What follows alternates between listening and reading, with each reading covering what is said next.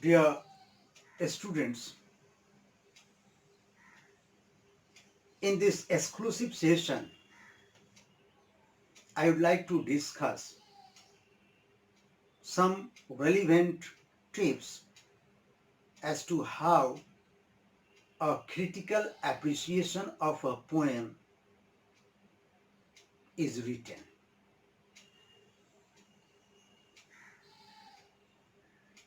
And I trust that this session will be useful for degree 1 and degree 3 English honors students plus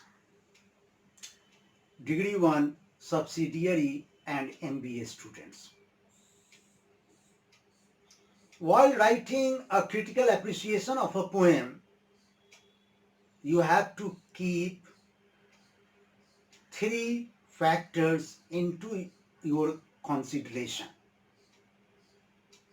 First, thematic aspects. Second, textual aspects.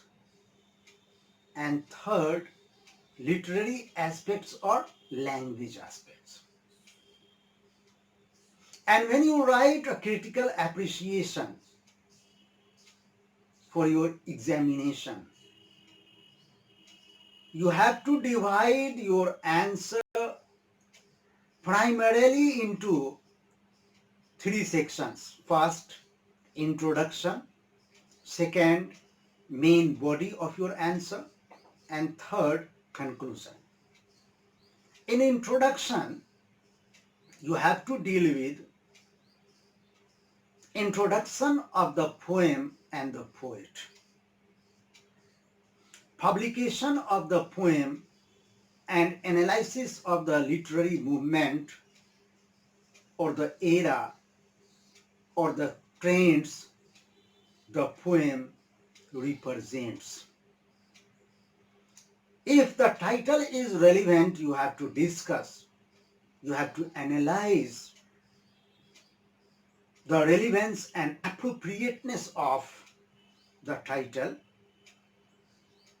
Also, you have to provide the background, the context about the poem and purposes behind the poem, objectives and messages behind the poem. Then comes the second section, that is main body of your critical appreciation. And here you have to analyze, you have to describe a stanza-wise brief summary of the poem. And remember that your summary of the poem must be critical, must be analytical, must be research-oriented. And also you have to incorporate the evaluation and interpretation of the poem with textual references. You have to provide some quotes, some lines from the text in support of the ideas you wish to place, you wish to project. And here in this section, you also include your critical discussion on literary aspects or language aspects and your personal opinions as a whole. Literary aspects, you have to trace the beauties, language beauties in the poem. You have to write about those beauties, whether symbol has been used or images have been used, alliteration is there, personification is there, how is the language, whether it is lucid, whether it is decent, whether it is analytical. What I mean to focus here, you have to present an examination of literary beauties or language styles of the poem in this section 2.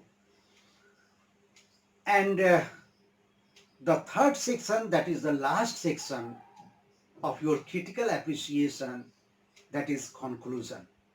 And there you have to draw your conclusions from your own analysis, your own ideas, your own deliberations, which you have already discussed before in the main body or in the introduction. And also you have to see the goal or theme of the poem that you have already analyzed, and also you have to present your ideas about the tools that have been used in conveying the main idea or theme of the poem. And you also present an idea how these tools, how these devices have been used, and whether they are effective or not, whether they urge you or not, whether they appeal you or not, whether they are fascinating, touching, appealing, conveying, communicating or not. So see you in the next session. Thank you very much.